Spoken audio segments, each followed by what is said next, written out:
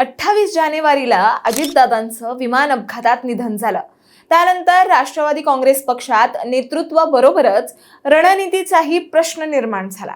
कारण तटकरे पटेल आणि डिझाईन बॉक्सचे नरेश अरोरा यांच्यावर बरेच आरोप झाले. दरम्यान सुनेत्रा पवार आणि पार्थ पवार यांनी पक्षाची सूत्र हाती घेतली आणि त्याच वेळी पक्षाचे माजी रणनीतिकार नरेश अरोरा यांना बाजूला करण्यात आले आणि आता त्यांच्याच जागी प्रशांत किशोर हे राष्ट्रवादीचे नवे रणनीतिकार असणार आहेत. विशेष म्हणजे प्रशांत किशोर यांनी यापूर्वी भाजप, काँग्रेस, आप, डीएमके, तृणमूल काँग्रेससह अनेक पक्षांसाठी काम केलंय, ज्यात काही ठिकाणी त्यांना यश मिळालं तर काही ठिकाणी त्यांना अपयशही आलं. त्यामुळे राष्ट्रवादीसाठी हा निर्णय किती फायद्याचा ठरेल हे समजून घेणं गरजेचं आहे. याबद्दलच आपण अधिक जाणून घेणार आहोत या व्हिडिओच्या माध्यमातून. दरम्यान चॅनलवर नवे आला असाल तर इकडे खाली दिसत असलेल्या सबस्क्राईब बटनवर लगेच क्लिक करा. तर अजित पवारांच्या राष्ट्रवादीत ज्या रणनीतिकाराला बाजूला करण्यात आलंय त्यांच्याबद्दल सांगायचं झालं तर नरेश अरोरा हे डिझाईन बॉक्स इनोव्हेशन कंपनीचे सहसंस्थापक आहेत. त्यांनी राजस्थान, कर्नाटकसह अनेक राज्यातील निवडणुकांमध्ये काम केलं होतं. राष्ट्रवादीने त्यांना राजकीय रणनीती आणि प्रचाराचं काम दिलं होतं आणि त्यांनीच अजित पवारांना गुलाबी पिंक रंगाचा लुक दिला होता. नरेश अरोरांच्या आगमनापासूनच राष्ट्रवादीने सगळ्या प्रचार साहित्यात पिंक कलर वापरायला सुरुवात केली.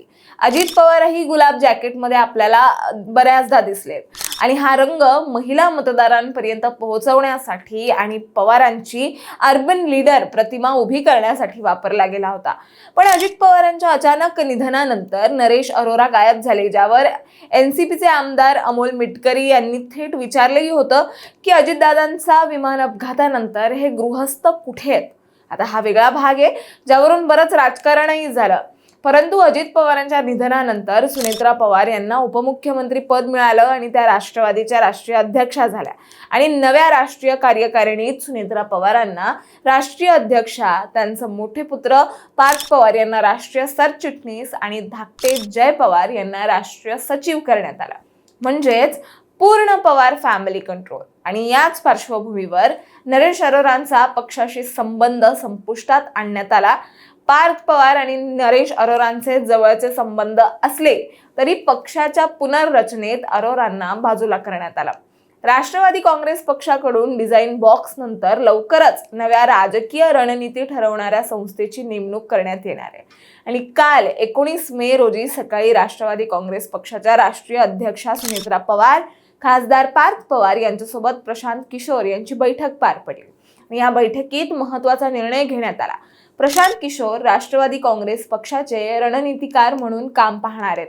आता हे रणनीतिकार म्हणजेच पॉलिटिकल स्ट्रॅटेजिस्ट प्रशांत किशोर कोण आहेत आपण ते जाणून घेऊयात.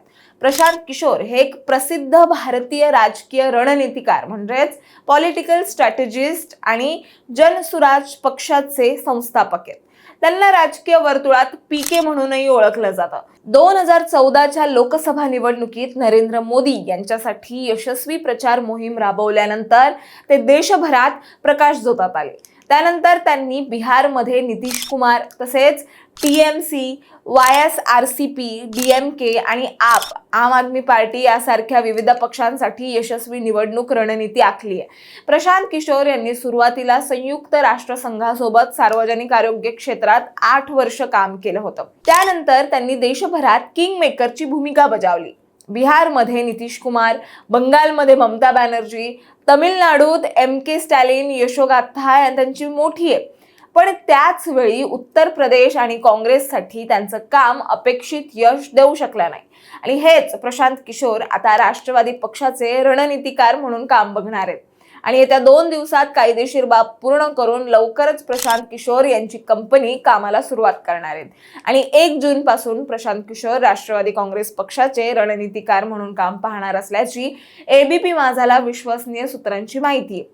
दरम्यान प्रशांत किशोर निवडणुकीचे चाणक्य म्हणून देखील ओळखले जातात आणि पुढचे 3 वर्ष राष्ट्रवादी काँग्रेससाठी महत्त्वाचे असणार आहेत. त्यामुळे 2029च्या निवडणुकीसाठी राष्ट्रवादी काँग्रेसने रणशिंग फुंकल्याचं बोललं जात आहे.